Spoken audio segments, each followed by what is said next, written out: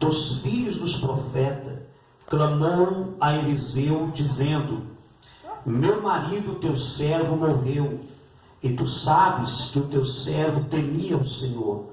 E veio o credor a levar os meus 2 filhos para serem servos. Eliseu lhe disse: o que eu queres que eu te faça? Declara-me o que é que tens em casa. E ela disse: tua serva não tem nada em casa senão uma botija de azeite. Então disse ele: vai, pede para ti vasos emprestados a todos os teus vizinhos, vasos vazios e não poucos. Então entra e fecha a porta sobre ti, sobre teus filhos, deita o azeite em todos os vasos e põe à parte os que estiverem cheios. Partiu, pois, dele, fechou a porta sobre si, sobre os seus filhos, e ele lhes trazia os vasos, e ela os enchia.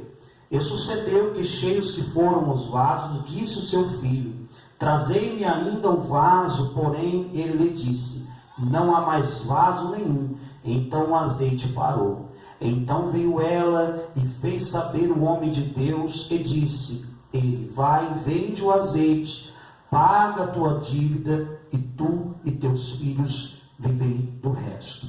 Parafraseando também esse texto, para que os irmãos venham entender o que Deus tem nos dado nessa noite, eu quero que você se lembre que você está numa campanha, né? A campanha é a glória da segunda casa, não é isso? Louvado seja Deus. Que está no livro de Ageu, no capítulo 2, no versículo 9. Lá está escrito assim: a glória da segunda casa será maior do que a primeira, né? Isto na versão revista e atualizada, né?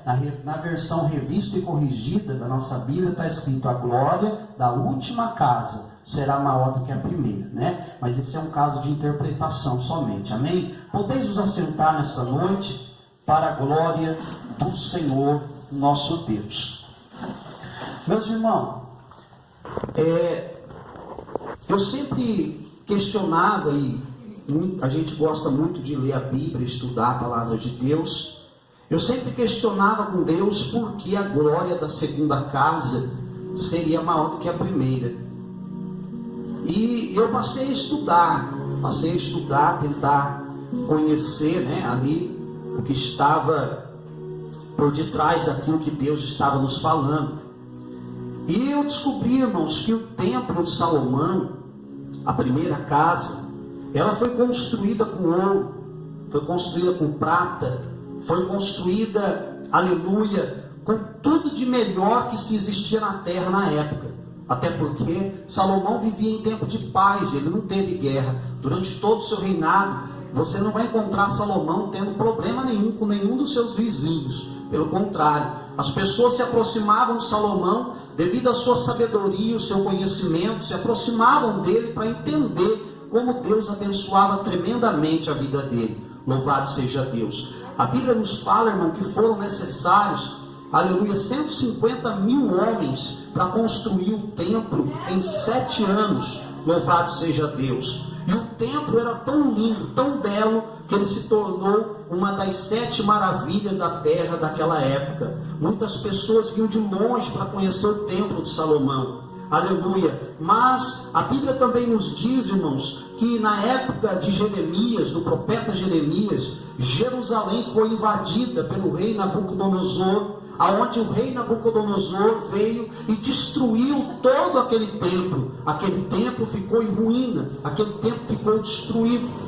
E a Bíblia também nos diz, aleluia, que o povo de Israel, eles foram levados cativos para a Babilônia, de onde viveram 70 anos como escravos na Babilônia. Louvado seja Deus. Aleluia. E a Bíblia nos diz, irmão, que quando eles voltam, exatamente no livro do profeta Ageu, eles estão voltando, aleluia. E a Bíblia nos diz que eles voltavam com aquela esperança de chegar ali e ver aquele templo tão belo, e quem sabe poder adentrar para dentro daquele templo e glorificar o nome do Senhor naquele lugar. Louvado seja Deus. Mas quando eles chegaram e se depararam com as ruínas, com as pedras queimadas, tudo caído pelo chão, situação, não havia mais beleza nenhuma ali, tudo estava destruído. Louvado seja Deus, aleluia. Eles começaram a entender que é impossível agora reerguer aquele templo, era impossível de novo fazer aquele templo ser belo como ele era antes, era impossível colocar pedras de ouro naquele lugar, e eles começaram então a se preocupar consigo mesmo, começaram a deixar aquele templo de lado e começaram a cuidar das suas casas. Então a palavra de Deus nos diz que Deus usa o profeta Ageu para dizer para eles: aqueles que viram esta casa na sua primeira glória, aqueles que ainda estão vivos, que se lembram como ela era bonita, que se lembram como ela era bela, aleluia, louvado seja Deus. O Senhor olha para eles e fala: minha é a prata,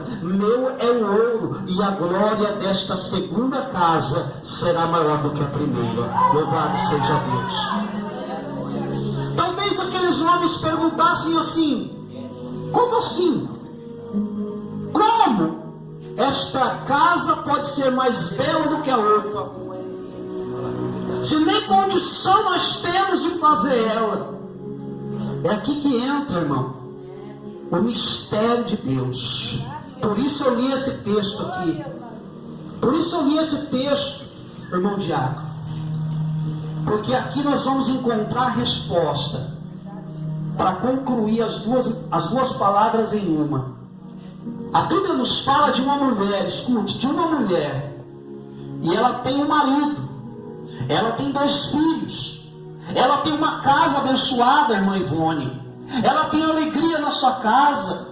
Com certeza, lógico que naquela época não tinha geladeira, mas vamos imaginar, ela abria a geladeira, os filhos falavam: eu quero iogurte, tinha. Mãe, eu quero uma mortandela, tinha. Eu quero requeijão, tinha. Mãe, eu quero leite, tinha. Por quê? Porque ela tinha um marido, e o marido dela era servo de Deus, era aprendiz de profeta, estava dentro da casa do Senhor, servia a Deus. A casa dela era uma casa, aleluia, maravilhosa, cheia da presença de Deus, aleluia. Com certeza o marido dela era um homem de oração, era um homem que buscava a Deus, que acreditava no Senhor. Só que sem pedir incenso, a morte entra e destrói a glória daquela casa. Aquela casa passa agora a viver período de tristeza. Aquela casa que tinha fartura, irmã Ivone, começa a ver a necessidade batendo na porta.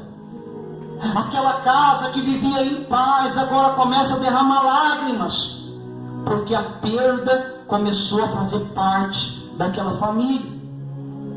A geladeira já não está mais cheia, daqui a pouco já não tinha nem a geladeira mais, as coisas vão se acabando, e chega um momento de tão crítico que estava a situação daquela casa, que a Bíblia nos diz que os credores, as pessoas que aquela mulher devia, vieram até ela, irmã Paloma, e dizia para ela: me dá os seus filhos para pagar a tua dívida.